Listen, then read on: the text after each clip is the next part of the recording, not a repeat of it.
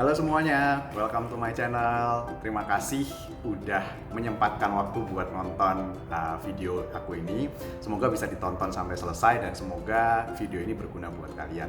Gitu. Jadi sebelumnya kenapa aku mulai membuat channel YouTube ini dan kenapa video pertama yang aku upload ini adalah mengenai topiknya interview di perusahaan startup. Karena seperti yang kita ketahui sekarang kan kita lagi di masa pandemi. Ini sudah mulai berimbas ke perekonomian di Indonesia dan di seluruh dunia gitu kan.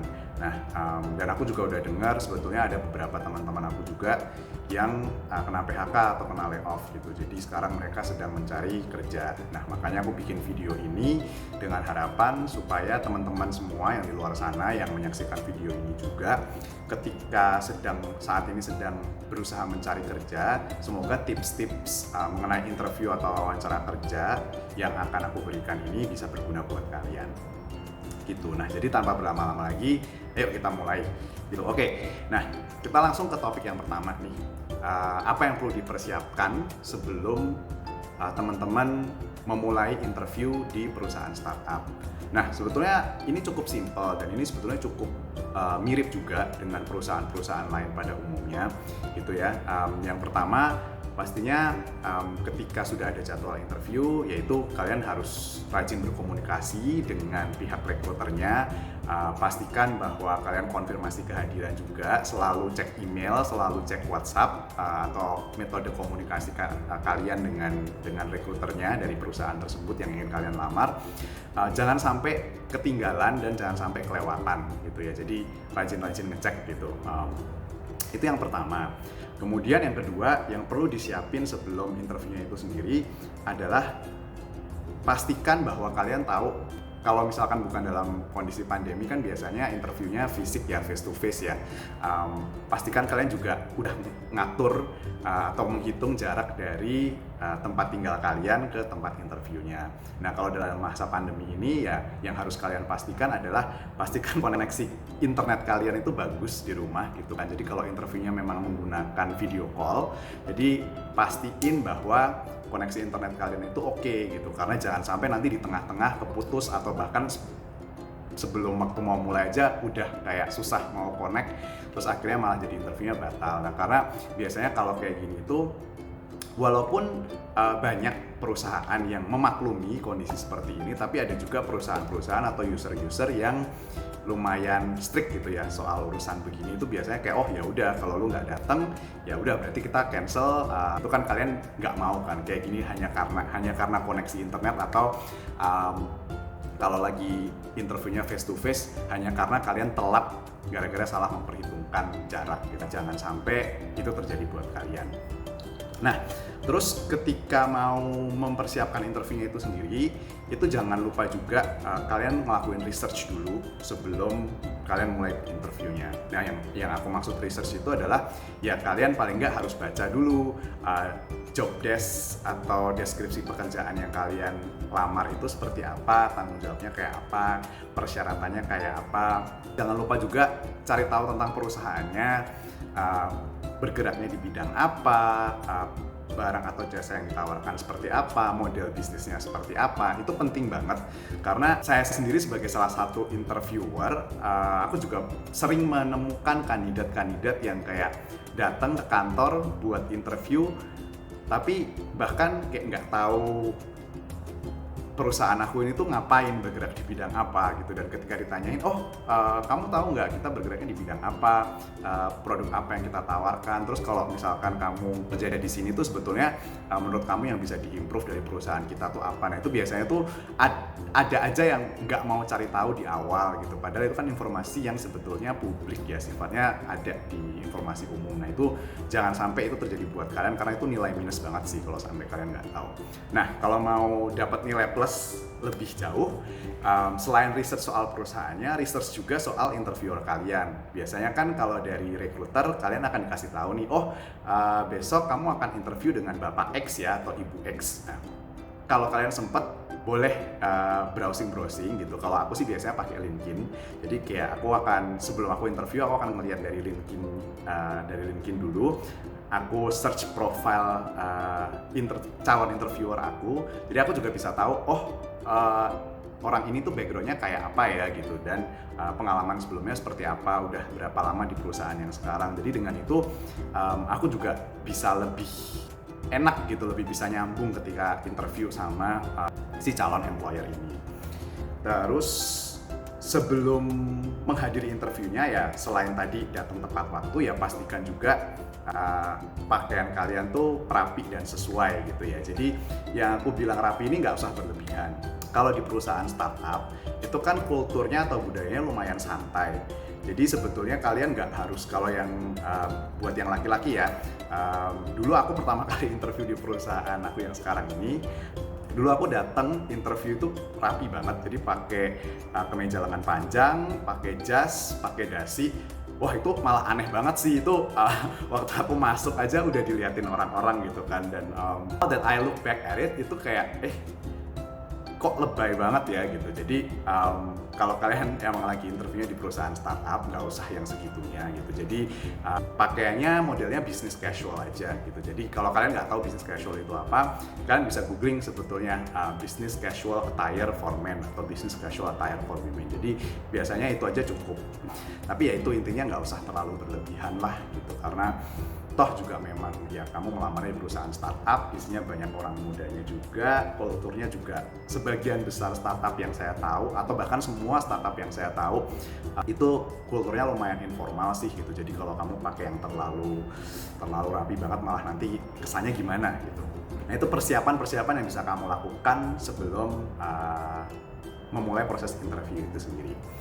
Nah selanjutnya aku akan bahas mengenai proses interviewnya itu sendiri. Jadi itu sebetulnya kalau di perusahaan-perusahaan startup, seenggaknya aku tahu dan aku pernah interview juga, dan aku juga dengar cerita dari teman-teman aku juga yang kerja di perusahaan startup. Biasanya tuh ada beberapa pertanyaan yang hampir pasti atau hampir wajib ditanyakan lah gitu, kayak dalam semua stage interviewnya ya gitu. Bahkan bukan ngomongin interview HRD-nya aja atau interview usernya aja, tapi hampir semuanya lah. Biasanya mereka akan menanyakan hal ini. Yang pertama, itu pasti kamu akan disuruh untuk menceritakan pengalaman kerja kamu, atau kalau misalkan yang fresh grad ya biasanya pengalaman di kuliahnya seperti apa, pernah berorganisasi atau enggak. Nah itu pastikan itu kalian mempersiapkan jawabannya itu dari awal ya gitu. Jadi karena itu akan selalu ditanyakan, jadi mendingan disiapin dari awal.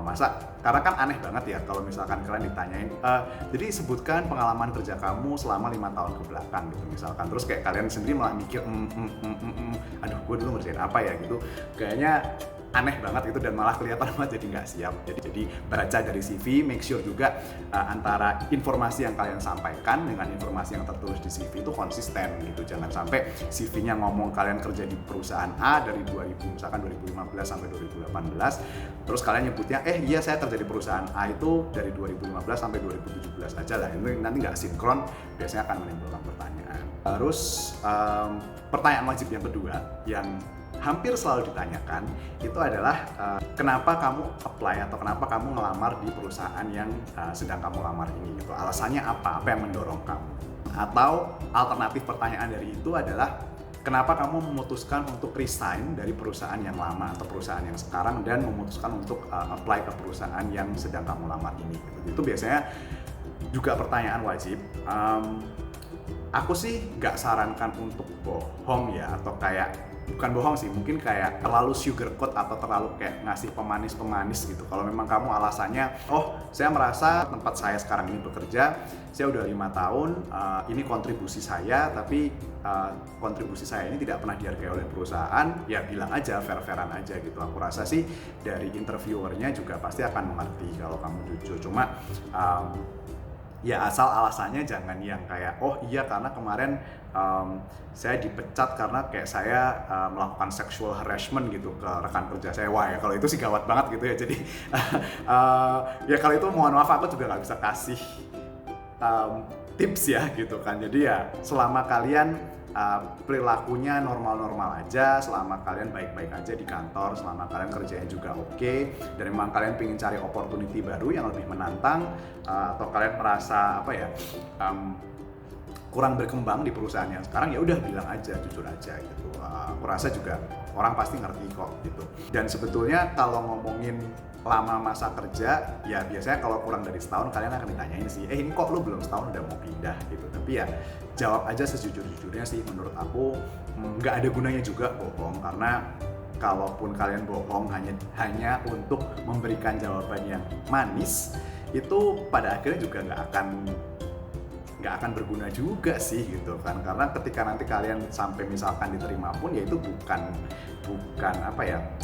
karena motivasi kalian yang sebenarnya gitu kan. Terus pertanyaan wajib selanjutnya biasanya tuh ya tentu kalian harus memahami posisi yang kalian lamar kan. Jadi biasanya tuh akan ada pertanyaan-pertanyaan seputar posisi yang kalian lamar gitu. Kalau di startup ini lumayan umum sih gitu. Jadi misalkan kamu apply buat software engineer gitu.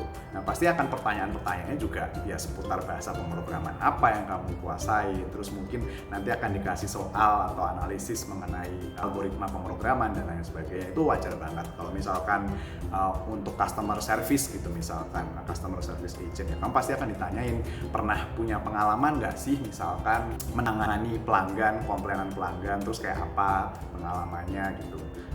Atau bahkan mungkin bisa jadi ada role play juga gitu, misalkan oh ya udah nanti interviewernya jadi pelanggan yang marah-marah, kalian nanti disuruh menjadi customer service agent yang menenangkan gitu, itu kayak apa. Nah itu lumayan sering ditanyain juga sih biasanya.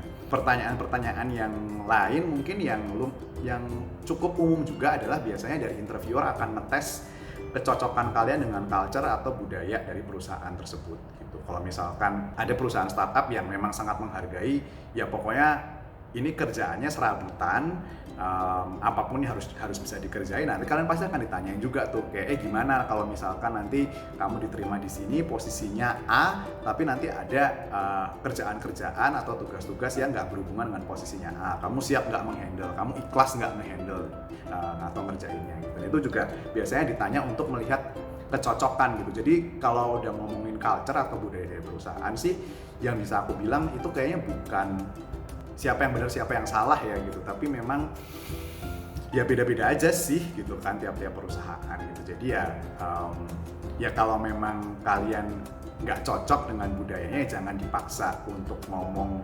seakan-akan kalian oke gitu hanya demi mendapatkan pekerjaan itu. Karena sebetulnya kalaupun sampai nanti kalian diterima, ujung-ujungnya kalian juga yang bakal nyesel sih kalau emang bertolak belakang dengan budaya kalian atau personal value kalian. Terus dalam menjawab pertanyaannya itu sendiri, nah dalam menjawab pertanyaan itu tadi yang aku selalu ingetin, yang aku selalu bilang ulang berkali-kali, cobalah menjawab dengan jujur gitu dan sebisa mungkin gitu. Jangan langsung kalau misalkan pertanyaannya susah, jangan langsung kalian ngomong oh aku nggak bisa gitu, kayak nggak tahu gitu. Itu akan kelihatan kalau kalian lu malas mikir gitu kan. Dicoba dijawab dulu. Kalau memang kalian kesulitan, coba minta petunjuk juga, minta hint-hint dari interviewernya gitu kan.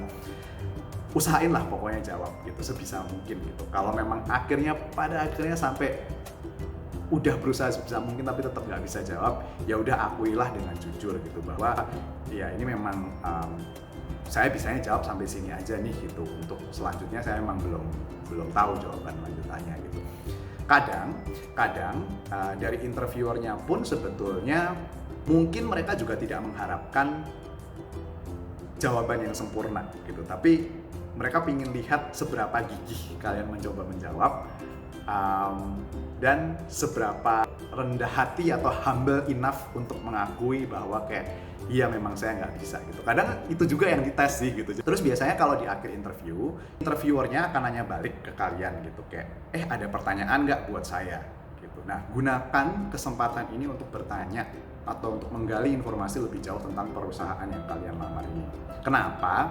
Karena menurut aku ya, kalau aku sih selama ini interview itu aku paling excited tuh di sesi terakhir itu sih biasanya ketika dari interviewernya membuka kesempatan untuk aku bertanya ke interviewernya. Kenapa? Karena di sini aku bisa mendapatkan informasi-informasi yang mungkin tidak available di ranah publik gitu kan. Atau aku juga bisa menggali lebih jauh tentang budaya perusahaan itu sendiri gitu. Jadi salah satu beberapa contoh pertanyaan yang sering aku tanyakan itu adalah, pertama ya aku tanya balik ke interviewernya gitu. Kenapa Bapak atau Ibu join di perusahaan ini gitu, dan kenapa bisa bertahan selama ini misalkan udah lama gitu ya. Apa sih yang menarik dari perusahaan ini? Apa sih nilai lebihnya? Nah itu aku sering banget tanya pertanyaan itu. Terus kemudian kalau seputar culture itu aku juga sering nanya. Jadi culture atau budaya seperti apa, atau value atau nilai-nilai apa yang dipegang di perusahaan ini gitu. Apa yang benang merahnya yang hampir semua karyawan punya lah gitu, yang kalian cari dari karyawan. Yang bagus juga adalah kalian juga bisa minta feedback dari interview kalian gitu. Jadi kayak misalkan bapak atau ibu, selama interview tadi apakah saya ada kekurangan, ada yang harus diimprove. Nah itu juga sebetulnya pertanyaan yang cukup bagus, karena itu bisa gini, sejelek-jeleknya kalau kalian sampai nggak diterima pun, at least kalian belajar sesuatu yang baru, at least kalian bisa paham kesalahan atau kekurangan kalian waktu interview itu apa gitu. Nah itu pada proses interviewnya. Setelah selesai interview ya pasti ada beberapa common courtesy ya yang kalian harus penuhin gitu. Yang pertama, jangan lupa mengucapkan terima kasih. Itu kan penting banget gitu. Terus kalau misalkan interviewnya secara fisik, datang di tempat, itu aku rasa juga penting untuk memperhatikan kebersihan dan kerapihan ruang interview kalian gitu. Jadi kalau misalkan kalian awalnya disuguhin minum pakai air mineral gelas atau air mineral botol gitu ya, kalau udah selesai ya tolong dibuang ke tempat sampah gitu. Terus kalau misalkan kalian pakai papan tulis atau whiteboard itu buat coret-coret gitu ya, misalkan waktu interview, ya dibersihkan whiteboardnya. Itu menurut aku itu common courtesy yang menunjukkan bahwa sebagai seorang kandidat kalian itu punya tata krama ya, punya sopan santun gitu. Jadi itu penting banget. Yang kedua, selalu tanyakan either ke interviewernya atau ke recruiternya atau orang HRD yang menghubungi kalian, yang tektokan sama kalian, soal langkah selanjutnya itu apa, terus ekspektasinya bakal dihubungin dalam berapa lama. Itu penting banget. Kenapa? Karena selama ini orang-orang suka interview itu kalau nggak nanya itu, mereka tuh jadi kayak was-was sendiri gitu loh. Aduh, jadi kayak ini gue habis ini mesti ngapain ya, nunggu berapa lama ya gitu. Nanti kayak kalau nggak dihubungin tuh kan kayak rasanya kayak digantungin gitu. Padahal sebetulnya informasi itu kalian bisa tanyakan dari awal gitu. Bahwa kayak, ya kalaupun memang misalkan nggak ada jadwal pastinya, aku rasa kalau perusahaan yang proper itu paling nggak mereka bisa memberikan jawaban, oh ya paling nggak akan kami hubungi dalam waktu seminggu ke depan atau 2 minggu ke depan. Nah itu kan at least akan membuat kalian juga lebih tenang, dan kalau memang misalkan sudah lewat batas waktunya, kalian juga bisa jadi follow up kan. Yang terakhir sih mungkin kalau dari aku sih seputar interview ini adalah jangan pernah merasa takabur, jangan pernah merasa udah berhasil, dan apapun informasi yang disampaikan dari calon perusahaan yang sedang kalian lamar ini, pastikan semuanya ada dalam bentuk tertulis gitu. Jangan bergantung pada omongan lisan aja ya gitu. Kayak misalkan nih kalau kalian dikabari bahwa terima kasih atas aplikasi kalian di perusahaan X gitu ya misalkan, dan kami memutuskan untuk menerima kamu di perusahaan kami. Nah itu juga baik, tentunya ucapkan terima kasih dan minta oke, baik kalau begitu apakah boleh saya dikirimkan emailnya yang menyatakan bahwa memang saya sudah diterima. Kemudian kalau memang sudah siap juga, apakah boleh juga dikirimkan ke saya kontrak kerjanya seperti apa. Nah itu penting banget. Apapun yang terjadi, jangan mau kalau cuma dijanjiin pakai kata-kata lisan. Selalu minta bukti tertulisnya. Nah, itu kurang lebih tips dan trik yang bisa aku share buat teman-teman. Semoga berguna, semoga di masa pandemi ini juga untuk teman-teman yang sempat kehilangan pekerjaannya segera mendapatkan pekerjaan yang baru. Dan stay safe, stay healthy. Sukses selalu. Ya, terima kasih. Bye.